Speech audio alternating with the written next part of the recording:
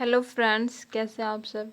Friends, आज हम जिस टॉपिक के बारे में डिस्कशन करेंगे वो है topic protein function and their example.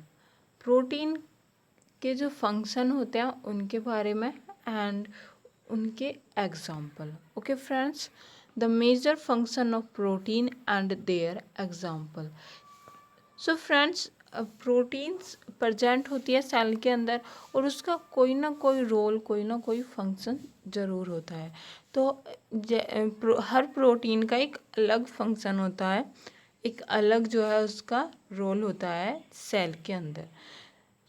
चाहे वो स्ट्रक्चर बनाने में हो या फिर कैटालाइटिक हो या ट्रांसपोर्ट करने में हो, तो इनके जो प्रोटीन के रोल होते हैं वो अलग अलग रोल होते हैं, अलग अलग एग्जाम्पल्स एंड प्रोटीन्स के अलग अलग जो है उसके फंक्शन होते हैं, रोल होता है उसका सेल के अंदर।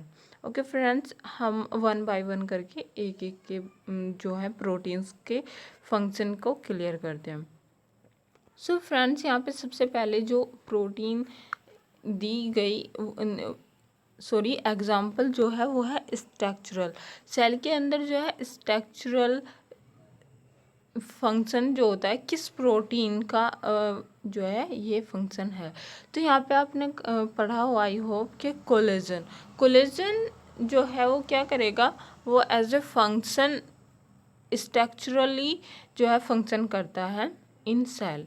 एंड कैरेटीन हो गया नंबर 3 जो प्रोटीन है, जो तीसरा एग्जाम्पल है प्रोटीन का, फाइब्रिन। ये सभी जो है क्या है, ये सभी जो है प्रोटीन्स हैं जिनका जो है स्ट्रक्चरल, जो सेल की स्ट्रक्चर है उसको बनाने में इनका रोल होता है। आई होप कि आपको ये ओके फ्रेंड्स। तो जो ये कोलेजन होता है, कोलेजन जो होता है वो एक ग्लोब्यूलर प्रोटीन है। क्या है? एक फाइब्रस ग्लोब्यूलर प्रोटीन है एंड ये जो है वर्टिब्रेट्स में पाई जाती है, number 2। And number 3 is alpha chain. ये जो होती है वो 3 अल्फा चेन की बनी होती है। ओके फ्रेंड्स, एंड अब हम बात करते हैं कि कैटालाइटिक फंक्शन की। सेल के अंदर कैटालाइटिक फंक्शन किस प्रोटीन के द्वारा जो है किया जाता है, तो वो होंगे कुछ एंजाइम्स। जो कैटालाइटिक होते हैं उनके लिए कुछ एंजाइम्स होते हैं, जैसे लाइसोसोम हो गया, सम लाइसोसोम एंड प्रोटीएज जैसा कि हमने कल भी पढ़ा था। प्रोटीएज का काम होता है डिग्रेड करना, जो है उसको डिग्रेड करना, किसी भी प्रोटीन्स या किसी को डिग्रेड करना।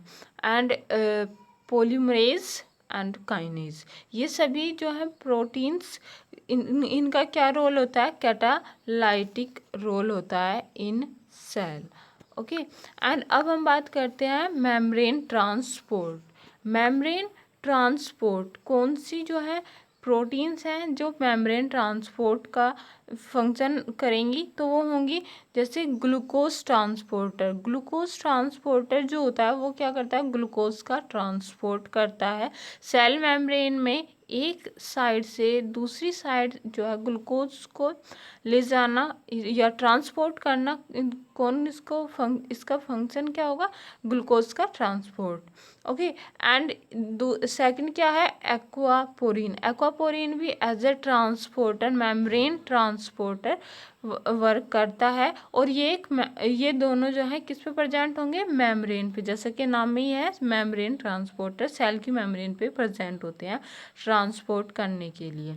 And next is cell recognition. Cell recognition के लिए होता है एमएचसी प्रोटीन होता है, सेल रिकॉग्निशन के लिए MHC protein. Next is osmotic regulation. Osmotic regulation के लिए सीरम एल्ब्यूमिन होता है। And next gene regulation. Gene regulation के लिए आपने पढ़ा होगा लैक ओपेरोन। लैक ओपेरोन ही है जो क्या करता है कि जीन को एक्सप्रेस करने का उसका जो है फंक्शन होता है कि जीन को ऑन रखना है या ऑफ रखना है। प्रोटीन जीन से प्रोटीन जो है क्या करना है, ट्रांसक्रिप्शन करवाना है, प्रोटीन का ट्रांसक्रिप्शन करवाना है या प्रोटीन का ट्रांसक्रिप्शन नहीं करवाना है। इसका मतलब जीन ऑफ होना है या ऑन होना है। इसका वर्क कौन करता है, ये वर्क करता है लैक रिप्रेसर। लैक रिप्रेसर है जो क्या करेगा, जीन रेगुलेशन का फंक्शन होगा उसका। And next is hormonal. Hormonal function किस प्रोटीन्स का होगा, number 1 insulin, number 2 pressin and oxytocin, third is oxytocin. ये 3 प्रोटीन्स इस तरह इनका जो फंक्शन होगा वो हार्मोनल के जैसा होगा, हार्मोन की तरह फंक्शन होगा एंड ये एज ए फंक्शन उसमें काम करेंगी। एंड उसके बाद नेक्स्ट आया ट्रांसपोर्ट थ्रू आउट बॉडी। पूरी बॉडी में जो है ट्रांसपोर्ट करना, क्या करना, ट्रांसपोर्ट करना। तो ये किसका फंक्शन है, ये है हीमोग्लोबिन का। हीमोग्लोबिन एक क्या है, ग्लोब्यूलर प्रोटीन होती है जिसका हीमोग्लोबिन के जो है मैन 4 फंक्शन होते हैं। कितने होते हैं, मैन जो है उसके 4 फंक्शन होते हैं। नंबर 1 क्या होगा, नंबर 1 O2 ट्रांसपोर्ट। नंबर 1 क्या करती है, O2 का ट्रांसपोर्ट करती है इन ब्लड। ब्लड में क्या करती है, O2 का ट्रांसपोर्ट करती है haemoglobin. Number 2 CO2 transport, CO2 का ट्रांसपोर्ट करती है in blood. And number 3 it has an important role as a buffer. ये जो है क्या करेगी, as a buffer role, important role रहेगा इसका इन ब्लड। एंड जो लास्ट एंड 4 इसका जो मेन फंक्शन होता है वो क्या होता है, it transport NO।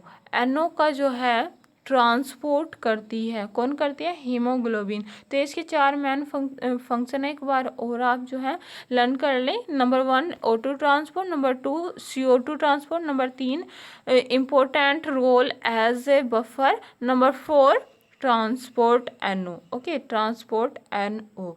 And next is हमारा आया आयन बाइंडिंग। आयन की बाइंडिंग कौन करता है, जैसे कि इससे पहले एक वीडियो थी जिसमें क्वेश्चन में मैंने बताया था आपको किस तरह से जो है ये फेरेटिन होता है जो क्या करता है, आयंस की बाइंडिंग करता है। जैसे वहाँ पे Fe3 आयंस जो हो गए उनको जो है बाइंड कर रहा था, फिर कैथेरीन कोटेड वेसिकल्स बन रही थी, फिर इस तरह से उसका रोल हो रहा था। ठीक है, तो ये जो है इस तरह से रोल करता है सेल के अंदर, उसका फंक्शन होता है। फेरेटिन जो है as a iron binding work करता है एंड ये भी एक प्रोटीन हो गई।